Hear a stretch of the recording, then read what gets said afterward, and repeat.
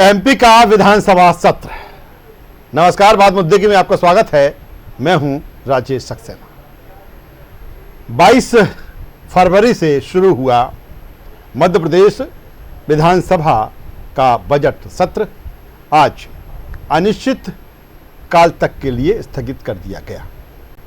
26 मार्च तक ये सत्र चलना था, लेकिन जिस तरह से कोरोना का संक्रमण लगातार बढ़ रहा है, विधानसभा में भी 5 जो विधायक हैं वो कोरोना संक्रमित मिले।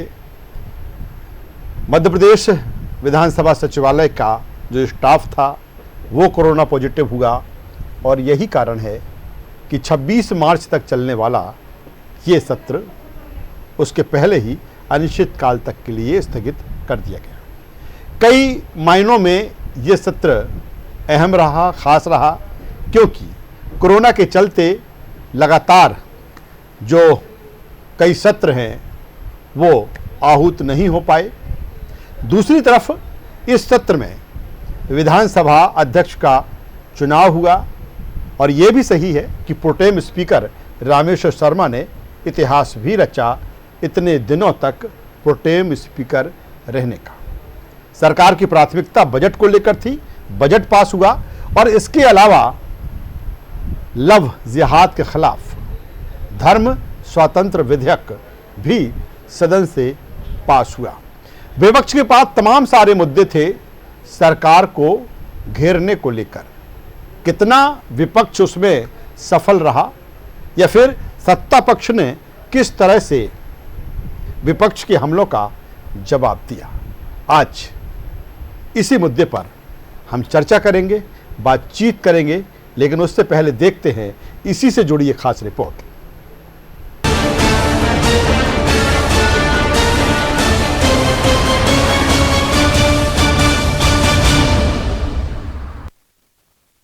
कोरोना के चलते लंबे समय बाद मध्य प्रदेश विधानसभा बजट सत्र की शुरुआत 22 फरवरी से हुई।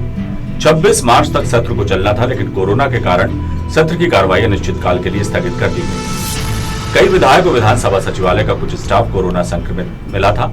सत्र के समय से पहले स्थगित होने पर विपक्ष ने सरकार पर तानाशाही का आरोप भी लगाया। कांग्रेस के भी, भाजपा के भी, उसमें दल को ऐसा नहीं कि किसी दल के हुए या नहीं हुए। विजय लक्ष्मी साधो जी हुई, हमारे सांसद नंद कुमार जी खत्म हो गए, डांगा जी उनकी मृत्यु हो गई कोरोना से विधायक की, और 5 विधायक भी उससे हैं। हमारे कर्मचारी भी कई कोरोना पॉजिटिव हुए। यदि ऐसा हम विधानसभा चलाते रहे, अभी सरकार का शायद रात को कर्फ्यू का आदेश कर दिया उन्होंने, तो वो कर्फ्यू लगा रहे और हम विधानसभा सत्र चलाते रहे तो ये शायद उचित नहीं होता। 10 से लेके सुबह 6 बजे तक वो होगा तो उससे कोई अंतर नहीं पड़ेगा। आपने शादी ब्याह पे रोक लगा दी कि 10:30 बजे शादियाँ बंद हो जाए। मार्केट 200 से ज़्यादा लोग किसी भी उसमें आ नहीं सकते कार्यक्रम में। ये सब बातें जब हो गई तो नाइट कर्फ्यू की क्या ज़रूरत है? क्या रात में कोरोना को दिखता नहीं कि कादर खान है? के संबंध में बैठक में स्वयं उपस्थित था। विधेयकों के बारे में कोई भी चर्चा बैठक में नहीं हुई थी। सरकार पूरी तरह से तानाशाही करके विधेयकों को बहुमत के आधार पर पास कर रही है, प्रजातंत्र का गला घोट रही थी।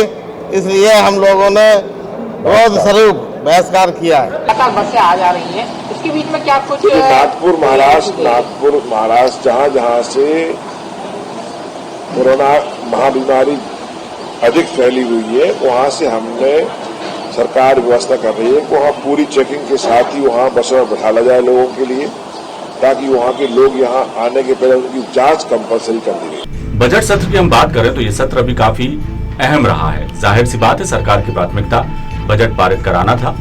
वित्तीय वर्ष 2021-22 का बजट सदन में चर्चा के बाद पास हुआ। हालांकि बजट को लेकर विपक्ष ने कई तरह के सवाल भी खड़े किए, लेकिन बजट में सभी सेक्टर्स पर फोकस किया गया था। खासतौर पर कृषि और स्वास्थ्य बजट इसमें अहम रहा। धर्म स्वातंत्र्य विधेयक सदन में पास हुआ। सत्र के पहले विपक्ष के पास थे तमाम मुद्दे। सत्र में विपक्ष कितना कामयाब रहा, जनहित से जुड़े मुद्दे फ्लोर पर कितने आए, सरकार ने सभी विभागों के प्रस्ताव पास कराए। इसके पहले गिरीश गौतम को नए विधानसभा अध्यक्ष के रूप में चुना गया और प्रोटेम स्पीकर के रूप में इतिहास बना चुके रामेश्वर शर्मा की विदाई। सत्र के पहले ये माना जा रहा था कि विपक्ष कई मुद्दों को लेकर सरकार पर हावी रहेगा, क्योंकि इसको लेकर तमाम सारे मुद्दे उसके पास थे। इसलिए कहा जा रहा था कि सत्र हंगामेदार रहने की उम्मीद है। लेकिन विपक्ष की आक्रामकता का सत्ता पक्ष ने भी उसी अंदाज में जवाब दिया। हालांकि किसानों की कर्ज माफी को लेकर विपक्ष ने सत्ता पक्ष को आड़े हाथों लिया। इसके अलावा बढ़ती हुई महंगाई, पेट्रोल डीजल के दामों में होती बेतहाशा वृद्धि पर विपक्ष के तीखे तेवर दिखे। विधानसभा अध्यक्ष का नवाचार भी काफी चर्चा में रहा। उन्होंने नए विधायकों के लिए प्रश्नकाल समर्पित किया था। कुल जमा देखा जाए तो विपक्ष के पास तमाम मुद्दे रहने के बावजूद वो फीका देखा, जबकि सत्ता पक्ष अपने मकसद में कामयाब रहा। बजट के साथ ही धर्म स्वातंत्र विधेयक को पास कराकर सरकार ने बता दिया कि वो इसको लेकर कितना संजीदा है। जो मुद्दे विपक्ष के पास सत्र के पहले थे, क्या उन्हें बेहतर तरीके से वो उठा पाए? साथ ही जनता से जुड़े मुद्दे क्या वाकई सत्र में बेहतर तरीके से उठाए गए? ये बड़ा सवाल है। News world desk.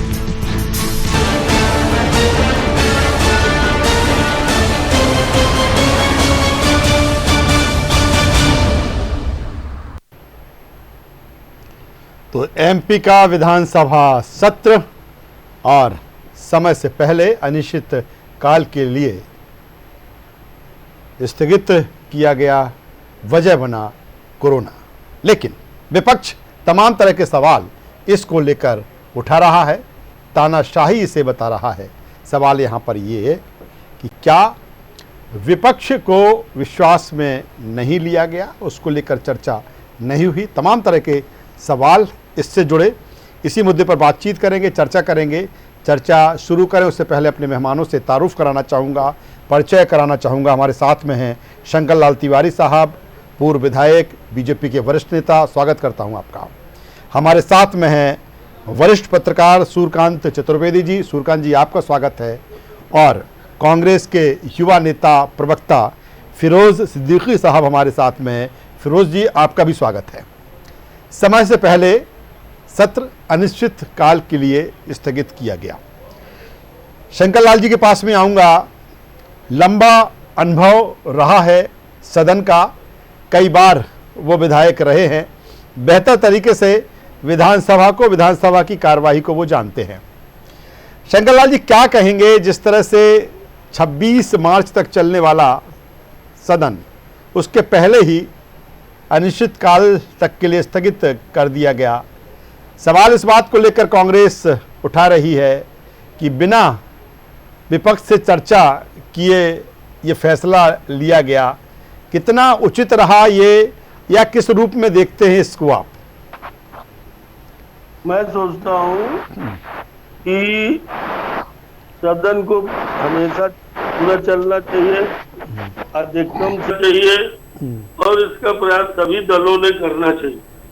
और सदन जितने दिन भी चले, 6 घंटे भी चले, दोनों पक्ष को उसका भरपूर लाभ प्रदेश के जनहित में लेना चाहिए। पर सदन की तरह चले न चले, नियम और परंपरा ये है कि ये भी जो दल वहाँ पार्टी सदन में है, जिनके प्रतिनिधि, उनकी सहमत से कार्य मंत्रणा समिति है, उस कार्य मंत्रणा समिति के माध्यम से एजेंडा तय होता है हाउस का, और कब तक चलेगी, कब तक न चलेगी, कब छुट्टी हो जाएगी, कब लंच भी नहीं होगा। ये कई बार दलों से पूछ करके, उनके नेताओं से और बैठक करके निर्णय होता है। उनके प्रतिनिधि विपक्ष के भी रहते हैं, सत्ता पक्ष के रहते हैं, अध्यक्ष की सीट पे रहते हैं। सदन बड़ी पवित्रता के साथ आउट किए जाते हैं और किया गया।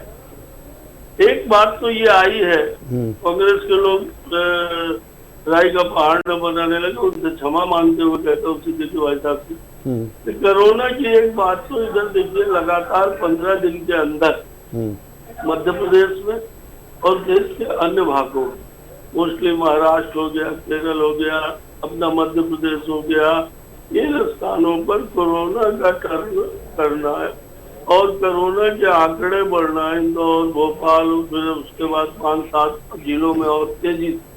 मैं सतना का हूँ और सतना में भी कल एक ही जगह, एक ही तहसील के एक ही गांव में 8 मरीज मिले। तो एक कारण, हेलो जी बोलिए शंकर लाल जी। एक कारण ये भी हो सकता है जी, कोरोना जी, पर इस सबके बावजूद कोरोना भी कारण है, तो विचार सबके बीच में हुआ है।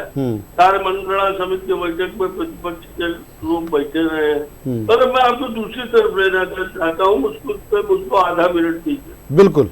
मैं ये कहना चाहता हूँ कि जितने दिन भी सदन चला, मैं न कांग्रेस के मित्र से भी कह रहा हूँ, व्यक्तिगत कह रहा हूँ, पार्टी के नाते नहीं कह रहा हूँ, हम लोग विचार करने के लिए भी बैठते हैं, सुल्तान जी जैसे लोग बैठे हैं मेरे बीच में। सदन जितने दिन भी चला, चलिए मैं मानता हूँ कि 26 को खत्म होना था, आज वो जिन कारणों से समाप्त हो गया, स्थगित हो गया, पर उतने दिन में अगर विपक्ष कहता है हाय तोबा, तो मैं कुछ बिंदुओं पर डालूंगा विचार और मदद चाहूंगा आपकी सबसे कि आप ये देखिए कि नेता प्रतिपक्ष कई घंटे बैठे विधानसभा, कितने घंटे, जितने दिन चला उतने दिन 8 घंटे सदन चला, 10 घंटे सदन चला, बजट का सत्र था, लंच भी नहीं होता था। उन घंटों को काउंट करके आप उनकी उपस्थिति के घंटे निकाल लीजिए। मुझे लगता है जितने दिन सदन चला उतने घंटे वो बमुश्किल से बैठे होंगे। सिर्फ बयानबाजी, सिर्फ अरे सदन के अंदर, चलिए शंकरलाल जी, मैं आता हूँ दोबारा आपके पास में आता हूँ। फिरोज सिद्दीकी जी हमारे साथ में है, फिरोज जी के पास में आ जाता हूँ। कह रहे थे जी कि भाई साहब वहाँ कोई महत्व के मुद्दे कांग्रेस होने के बाद भी नहीं ला पाए जी, तो मेरा कहना ये है। चलिए शंकरलाल जी दोबारा फिरोज जी के पास में आता हूँ। ये बाइकाट खेलते रहे जी, और अखबार की सुर्खियों के बनने के चक्कर में बिना किसी तैयारी के कोई गंभीर बात जी सदन में सरकार के विरुद्ध न आए जी, न ये ला पाए। चलिए फिरोज जी के पास में आ जाता हूँ। फिरोज जी, दो चीजें हैं, एक तो बाद में जो कही है कि वॉकआउट खेलते रहे, और सबसे बड़ी बात यह कि जिस तरह से सदन अनिश्चितकाल के लिए स्थगित किया गया क्योंकि वजह बना कोरोना, और ऐसा नहीं है, कांग्रेस के भी कई विधायक संक्रमित हुए हैं और संक्रमण बढ़ रहा था, इसके चलते जिस तरह से विधानसभा अध्यक्ष ने अनिश्चितकाल के लिए स्थगित किया गया। तानाशाही का आरोप जिस तरह से कांग्रेस ने लगाया है, क्या कोरोना के चलते लगातार सदन को चलना चाहिए था? आप देखिए कि तमाम मतलब भवन चालू है या नहीं है, सेक्रेटरीट, तमाम जितने सरकारी स्कूल हैं वो चालू हैं या नहीं है। इस सरकार ने अभी 1 अप्रैल को जो है स्कूल खोलने के आदेश जारी किए हैं, 9 बजे से शाम के 5 बजे तक। ये सभी को पता है, तो वहाँ कोरोना नहीं है। कोरोना सिर्फ जो है विधानसभा के अंदर ही आ रहा है। ऐसा क्यों हो रहा है कोरोना? दरअसल क्या है कि ये जो सरकार है, ये सरकार बचना चाहती है, सवालों के जवाब नहीं देना चाहती। भाजपा से आप सवाल पूछो, भाजपा तिलमिला जाएगी, क्योंकि भाजपा के पास सवालों के जवाब नहीं होते। हमने कोरोना को लेके शिवराज सिंह जी को एक्सपोज कर दिया कि 125 करोड़ रुपए आपने प्राइवेट अस्पतालों को दे दिए, यानी आपकी जो स्वास्थ्य व्यवस्था थी, तैयारी थी, वो सारी धाराशाही थी। हमने ये एक्सपोज कर दिया, सदन में ये खुलासा कर दिया, सरकार का चेहरा बेनकाब कर दिया कि 30 करोड़ रुपए का खाली काढ़ा बांटा गया, झूठा काढ़ा बांटा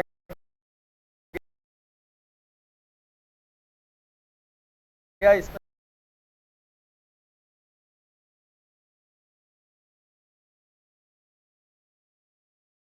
सरकार ने भारतीय तो मुख्यमंत्री के खिलाफ बहुत तगड़ी कार्रवाई की है। हमने सिंधिया जी के जितने मामले थे सारे उजागर कर दिए कि कैसे हजारों करोड़ रुपए की जमीन खाली सरकार बनाने के लिए और सिंधिया जी को पाले में लेने के लिए जनता की हजारों करोड़ रुपए की जमीन आपने दे दी। हमने जो किसान कर्ज माफी है उस पर सवाल किए। लेकिन फिरोजी सवाल इस बात को लेकर भी उठ रहे हैं कि तमाम सारे मुद्दे विपक्ष के पास, कांग्रेस के पास थे, लेकिन जिस पुरजोर तरीके से सदन या सदन के बाहर उनको उठाना चाहिए था वो नहीं उठाए गए। हमने महंगाई, पेट्रोल, डीजल को और तमाम मुद्दों को लेके सदन में कई बार वॉकआउट किया, सरकार को घेरा, सरकार को बिल्कुल जवाब देने पर मजबूर कर दिया। ये पहली चीज है कि आज तक इतने दिनों में जो है कि सदन कभी इतनी लंबी बैठकों के साथ नहीं चला। भारतीय जनता पार्टी का तो इतिहास है 2013 से 18 के बीच में कि कभी भी ये सदन इन्होंने 7 दिन से ज्यादा नहीं चलने दिया, लेकिन इस बार तो सदन चला। और अगर कोरोना का बहाना नहीं होता तो हम पूरी 26 तारीख तक चलवाते हैं सदन। आज भी एक पक्षीय कार्रवाई। चलिए दोबारा फिरोज जी आपके पास में मैं आता हूँ, सूर्यकांत जी के पास में आ जाता हूँ। सूर्यकांत चतुर्वेदी साहब वरिष्ठ पत्रकार हमारे साथ में हैं। सूर्यकांत जी क्या कहेंगे? ठीक है, जो बात इसको लेकर उठ रही है कि समय से पहले सत्र अनिश्चितकाल के लिए स्थगित किया गया। शंकरलाल तिवारी साहब की अपनी दलील है और फिरोज जी की अपनी चीज़ें हैं, कांग्रेस की अपनी हैं। मैं इससे इतर बात करना चाहता हूं, इस सत्र को आप किस रूप में देखते हैं? क्योंकि सत्र से पहले जिस तरह से ये उम्मीद थी कि कांग्रेस के पास तमाम सारे मुद्दे सरकार को घेरने को लेकर हैं, बढ़ती हुई महंगाई, तमाम सारे कर्ज माफ़ी है या ये, क्या विपक्ष बेहतर तरीके से उन मुद्दों को सदन में उठा पाया है? कहीं ना कहीं ये लगा कि सरकार बैकफुट पर दिखी हो। देखिए, आपको बता दें, इस बार इतना सुनहरा मौका विपक्ष के पास था और संख्या बल के हिसाब से भी विपक्ष बहुत मजबूत माना जा रहा है, लेकिन उस संख्या बल के हिसाब से विपक्ष अपनी उपस्थिति विधानसभा में सरकार को घेरने में नहीं दिखा पाई है। आप देखिए, इनके पास महंगाई जैसा बड़ा मुद्दा हाथ था, कानून व्यवस्था का मुद्दा हाथ में था, भ्रष्टाचार जैसे मुद्दे हाथ में थे। इन सारे के सारे मुद्दों को लेकर कांग्रेस सामने तो आई, लेकिन वो सिर्फ और सिर्फ आंशिक रूप से विरोध करते हुए प्रतीत हुई। पहले दिन जब इनके विपक्षी दल के विधायक कांग्रेस के सदस्य जब विधानसभा के लिए साइकिल से कूच करने के लिए बात हुई और वो निकले, लेकिन क्या हुआ उसका परिणाम? अगर इतनी ही महंगाई का मामला भाजपा के साथ होता तो निश्चित रूप से आप मानिए कि भाजपा पूरे प्रदेश में एक बड़ा आंदोलन खड़ा कर देती, जनता के बीच जाती और जो भी उस समय विपक्ष की सरकार सत्तारूढ़ होती उसके खिलाफ माहौल बना देती। और मुझे लगता है कि विपक्ष में कांग्रेस के होने के नाते और एक मजबूत विपक्ष होने के नाते संख्या बल के हिसाब से विधानसभा में कांग्रेस को चाहिए था कि वह पूरी सरकार के खिलाफ पूरी दमखम से खड़ी होती और सरकार को बैकफुट पर लाकर खड़ा करती और सरकार को मजबूर करती कि वो पेट्रोल डीजल आदि के दामों पर जो टैक्स वसूलती है उस टैक्स में कमी करने के लिए मजबूर हो जाती। तो निश्चित रूप से कांग्रेस को लेकर जनता में एक अच्छा मैसेज जाता और जनता का कांग्रेस के प्रति जुड़ाव भी बढ़ता है। लेकिन ऐसा करने में कांग्रेस मुझे नहीं लगता कि सफल हो पाई है। पहले दिन को छोड़ दिया जाए तो उसके बाद आप बता दीजिए कहाँ बड़ा आंदोलन खड़ा किया, कहाँ सदन से बाहर इस मामले को लेकर सरकार को घेरते हुए नजर आए। तो इस तरह की चीजें हैं। उसके अलावा आप भ्रष्टाचार के मामले में घेर सकते थे, इससे हटके अगर आप जाते तो कानून व्यवस्था के मामले में घेर सकते थे, खनन माफिया के खिलाफ आपके पास एक बड़ा मुद्दा लंबे समय से, लेकिन उस मुद्दे पर भी कांग्रेस सरकार को घेरने में पूरी तरह असफल साबित हुआ। उल्टा कि कांग्रेस जिन मामले को उठाती थी उसमें सत्ता पक्ष के सदस्य और सरकार आक्रामक रूप से खड़ी होती थी। और इस पूरे के पूरे एपिसोड में जिस तरह से कांग्रेस के नेताओं के खिलाफ कांग्रेस के ही अन्य साथियों ने आरोप प्रत्यारोप लगाए, वो निश्चित रूप से कांग्रेस के लिए अच्छे नहीं कहे जा सकते हैं। और अगर आप देखें तो इस पूरे सत्र के दौरान सत्ता पक्ष विपक्ष पर निश्चित रूप से हावी रहा है। और मैं तो कहूँगा कि जिस तरह से संख्या बल के हिसाब से एक मजबूत विपक्ष के रूप में लंबे समय बाद कांग्रेस इस समय प्रदेश में मौजूद है, उसे चाहिए कि वो और लेकिन सूर्यकांत जी क्या कारण रहा है? क्योंकि हमने देखा है सत्यदेव कटारे नेता प्रतिपक्ष रहे, अजय सिंह रहे, लेकिन इस बार तो कमलनाथ जैसे नेता प्रतिपक्ष की लीडरशिप थी, एक लंबा अनुभव लोकसभा से लेकर यहाँ तक, फिर आखिर क्या कहीं ना कहीं स्ट्रेटजी में कमी रह गई? निश्चित रूप से कांग्रेस की रणनीति में कमी रह गई। और कांग्रेस में आज भी आपको बता दें, विपक्ष में सरकार सत्ता से जाने के बाद भी और विपक्ष में होने के बाद भी वो एकजुटता नहीं दिखाई देती है जो एकजुटता कांग्रेस में दिखाई देनी चाहिए थी। और कांग्रेस में इस समय मजबूत रणनीतिकार और अच्छे वक्ताओं की स्वाभाविक रूप से कमी खलती है। जैसे आपने नाम लिया कटारे जी का, एक समय कटारे जी हुआ करते थे, चौधरी राकेश चतुर्वेदी हुआ करते थे सदन में, और इस तरह के नेता होते थे तो ये लोग इतने अच्छे वक्ता थे कि अकेले ही जब बोलने खड़े होते थे तो निश्चित रूप से सत्ता पक्ष बिल्कुल, जबकि संख्या सूर्यकांत जी जबकि संख्या बल भी कांग्रेस का उस समय कम रहा। मैं दोबारा आपके पास में आता हूं, शंकरलाल तिवारी साहब के पास में आता हूं। फिरोज जी ने जिस तरह से बात की है कि बीजेपी पर ये सवाल लगातार उठते आए हैं लंबे समय से कि वो नहीं चाहती कि सत्र पूरा चले और समय सीमा से पहले कई मौके आए हैं कि सत्र अनिश्चितकाल के लिए स्थगित किया गया। क्या शंकरलाल तिवारी साहब ऐसा है, क्योंकि आप भी लंबे वक्त तक सदन में रहे हैं? मैं बिल्कुल रहा हूँ, 15 साल लगातार आप सबके आशीर्वाद से रहा हूँ। मैं नहीं जान पाया कि कभी भी बिना कार्य मंत्रणा समिति की बैठक के सदन आहूत हुआ है, सदन का कोई एजेंडा बना है, या सदन स्थगित हुआ है, या सदन की अल्पकालीन कोई छुट्टी हुई। मैं नहीं जानता हूँ, रिकॉर्ड में भी और प्रैक्टिकल में ऐसा कभी नहीं हुआ। आज भी जो सदन स्थगित हुआ है वो कार्यमंत्रणा समिति की, और जो कोरोना में 4-5 मार्शल 5-6 विधायक प्रभावित हुए हैं, ये कहना कि फलानी जगह रामलीला हो रही है, फलानी जगह जो है तो त्योहार मनाया जा रहा है, ये ठीक है सिद्दीकी जी का, वो आक्षेप करो, वो भी ठीक होना चाहिए, उसमें भी जो जरूरत है सुधार होना चाहिए। पर विधानसभा सरकार के बनाने से नहीं बनी है, सरकार बनाई है विधानसभा ने, और विधानसभा का अध्यक्ष ही सारे निर्णय करता है। वहाँ मुख्यमंत्री जी कैबिनेट का निर्णय बहुत नहीं चलता, और कार्यमंत्रणा समिति का निर्णय चलता है जो अध्यक्ष जी की अध्यक्षता में हो। मैं आपसे जल्दी जल्दी में कहना चाहूंगा, नहीं मेरा नाम ही गायब हो जाएगा जी। देखिए, इनने एक बात कही कि सवालों का उत्तर देने से भाग रहे हैं, लोकतंत्र का गला घोट रहे हैं, ये तो मंदोदरी विलाप है। जान लीजिए सिद्दीकी जी, एक एक प्रश्न का उत्तर आएगा ही। जो प्रश्न लग गए हैं सत्र शुरू होने के पहले या जो भी नियम के भीतर तारीख, ये सूर्यकांत जी मेरी मदद लेकिन शंकरलाल तिवारी साहब जी बोलिए। दूसरी बात, सदन जितने दिन चलना था चला जी, उसमें गुणात्मकता के साथ फैसले भी हुए हैं। हमको अध्यक्ष मिला है, धर्म स्वातंत्र विधेयक पास हुआ है, बजट पास हुआ है, राज्यपाल जी के अभिभाषण के माध्यम से प्रदेश के भविष्य का जो एजेंडा है सरकार का, उसकी जानकारी मिली है, और इसलिए ये सारे प्रस्ताव भी चर्चा से पास हुए हैं। अब इनने बाइकाट खेला। मेरा सवाल शंकरलाल जी, मेरा सवाल है बिल्कुल फिरोज सिद्दीकी जी को भी छोड़ दें, इसके पहले भी जब भी आप सदन में थे तब भी ये आरोप लगते रहे बीजेपी पर कि ये चर्चा से भागते हैं, ये चर्चा नहीं कराना चाहते। क्या बीजेपी ने शॉर्टकट अपना लिया है इसको लेकर? मैं आपको ईमानदारी से कह रहा हूँ, इसी का उत्तर मैंने दिया है। इनके आरोप मत मानिए। जब भी सदन स्थगित हुआ है, कार्यमंत्रणा समिति की बैठक के माध्यम से स्थगित हुआ है, ये चालू हुआ है, वहाँ का एजेंडा तय हुआ, वहाँ कांग्रेस का प्रतिनिधि बैठा था। पिछली बार भी यही बहस आई थी, कमलनाथ जी की उपस्थित में निर्णय हुआ है कि कोरोना के कारण पिछली बार सदन स्थगित किया जाए, और विधानसभा के बाहर आए तो छाती पीटने लगे। मैं इतना कहना चाहता था कि भैया कमलनाथ जी कई घंटे बैठे, और उनने स्वयं नेता प्रतिपक्ष के नाते उनका मिनट बुक क्या है, ये जरा इस पर बहस भी तो होनी चाहिए। इस पर उत्तर आपने मांगा नहीं। चलिए मैं तो कह रहा हूं, चलिए शंकरलाल जी, मैं चाहता हूं फिरोज सिद्दीकी इसका जवाब दे। सरकार का कोई बिल्कुल ये कार्यमंत्रणा समिति और विधानसभा अध्यक्ष का मामला है। बिल्कुल सदन चलाना, सदन। चलिए फिरोज सिद्दीकी आपके सवाल सुन रहे हैं। फिरोज जी कहिए, पूछ रहे हैं नेता प्रतिपक्ष कितने समय बैठे? देखिए, नेता प्रतिपक्ष कितने समय बैठे ये तो विधानसभा के मिनट्स में दर्ज है, लेकिन नेता प्रतिपक्ष कमलनाथ जी ने सरकार को हर मुद्दे पे घेरा, उनकी पूरी टीम ने। मैंने आपको कितने सारे मुद्दे बता दिए।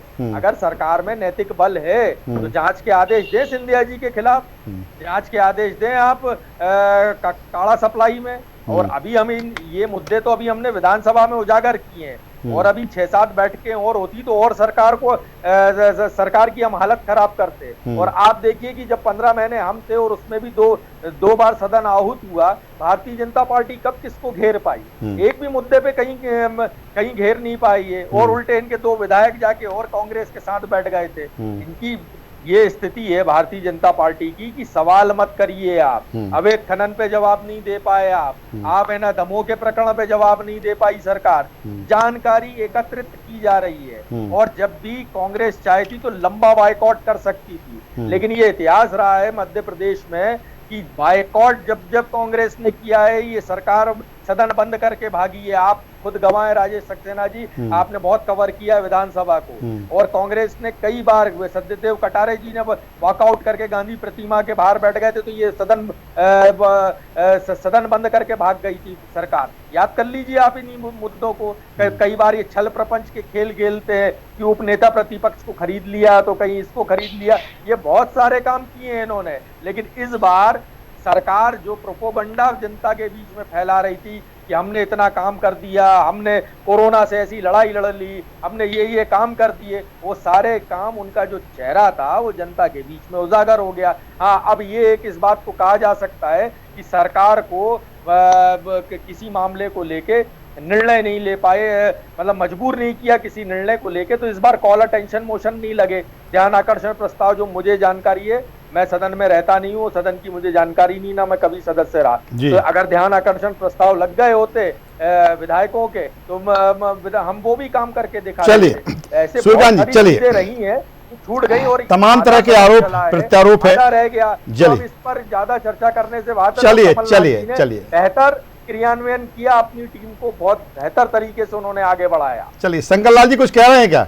हाँ, मैं ये कह रहा हूँ कि मेरे पास भी फिगर नहीं है, पर मैंने उसमें आता है व्हाट्सएप में रोज की जो इनकी विषय सूची होती है विधानसभा की, तो सैकड़ों की संख्या में, और सबका अगर जोड़ लेंगे तो हजारों की संख्या में एक तो प्रश्न लगे, और जिनके सबके उत्तर आने ये नियम है विधानसभा के। सूर्यकांत जी शायद मार्गदर्शन करेंगे। और ध्यान आकर्षण भी कांग्रेस गोविंद सिंह जी के कम से कम 10-15 तो ध्यान आकर्षण लगे, कांग्रेस के विधायकों के सैकड़ों की संख्या में ध्यान आकर्षण लगे, चर्चा हुई है, जवाब आया है, उन्हें प्रश्न पूछने का अवसर मिला, और इसलिए जबरदस्ती हवा में लटके नहीं चलाई। ध्यान आकर्षण आया। चलिए चूंकि वक्त की कमी, सूर्यकांत जी के पास में भी आऊंगा, सूर्यकांत जी के पास में भी आऊंगा। चलिए आरोप प्रत्यारोप है, लेकिन सूर्यकांत जी जिस तरह से देखा जाए कि इस सत्र में अपने आप में खास और अहम निश्चित तौर पर ये रहा है, क्योंकि लंबे वक्त तक जिस तरह से प्रोटेम स्पीकर रामेश्वर शर्मा रहे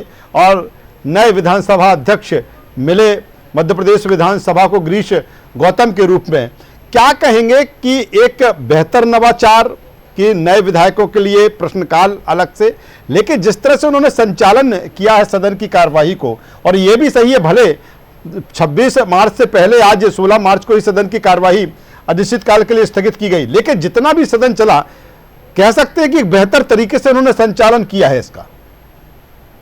देखिए, जो नए अध्यक्ष निर्वाचन होने के बाद आदरणीय गिरीश गौतम जी ने सदन का जिस तरह से संचालन किया, निश्चित रूप से उसकी सराहना की जानी चाहिए।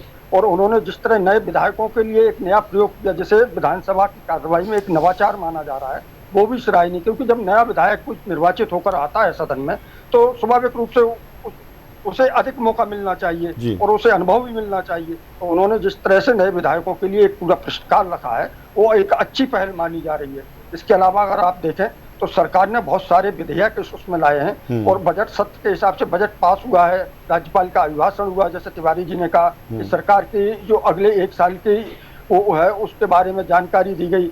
लेकिन महत्वपूर्ण है कि लव जिहाद रोकने वाला कानून हो, स्वतंत्रता धार्मिक स्वतंत्रता अध्यादेश हो, सहकारी सोसाइटी संशोधन अधिनियम हो, लोक सेवा प्रावधान का गारंटी करने वाला अधिनियम हो, राज्य पिछड़ा वर्ग आयोग का हो, मध्य प्रदेश नगर पालिका विधि संशोधन विधेयक हो, आदि बहुत महत्वपूर्ण विधेयक इस सदन में पास हुए हैं। निश्चित रूप से उसका जनता को लाभ मिलेगा आगे, मुझे लगता है, और मिलेगा तो अच्छी चीज है, क्योंकि सरकार का काम है कि जनहितैषी कानून बनाए और उन पर विधेयक लाकर जनता को उनका लाभ पहुंचाए।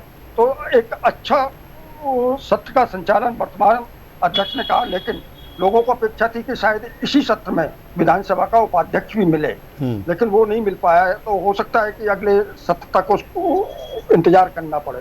चलिए, तो बिल्कुल काफ़ी अहम सत्र रहा है, भले वक्त के पहले खत्म हुआ, और लोकतंत्र और प्रजातंत्र में जो सदन विधानसभा मंदिर होता है, जनहित से जुड़े जो मुद्दे फ्लोर पर आते हैं उस पर चर्चा होती हैं, लेकिन ये भी खूबसूरती है कि जो आरोप प्रत्यारोप हैं या तमाम तरह के सवाल हैं, सरकार का अपना पक्ष होता है, विपक्ष के अपने सवाल होते हैं, लेकिन कुल मिलाकर सत्र छोटा ही सही लेकिन बेहतर तरीके से संचालन इसका हुआ है। उम्मीद की जाना चाहिए कि नए अध्यक्ष जब मिले हैं तो आगे आगामी सत्रों में और बेहतर तरीके से संचालन सदन का देखने को मिलेगा। आज हमारी चर्चा में जुड़ने के लिए शंकर लाल तिवारी साहब आपका, फिरोज सिद्दीकी साहब आपका और सूर्यकांत चतुर्वेदी साहब आपका, तीनों मेहमानों का शुक्रिया करूंगा। तो कुल मिलाकर एमपी का विधानसभा सत्र 22 फरवरी से शुरू हुआ और आज अनिश्चित काल तक के लिए स्थगित कर दिया गया। वजह बनी कोरोना। हमारी चर्चा में बस इतना ही। न्यूज़ वर्ल्ड पर खबरों का सिलसिला लगातार जारी है, बने रहिए हमारे साथ। नमस्कार।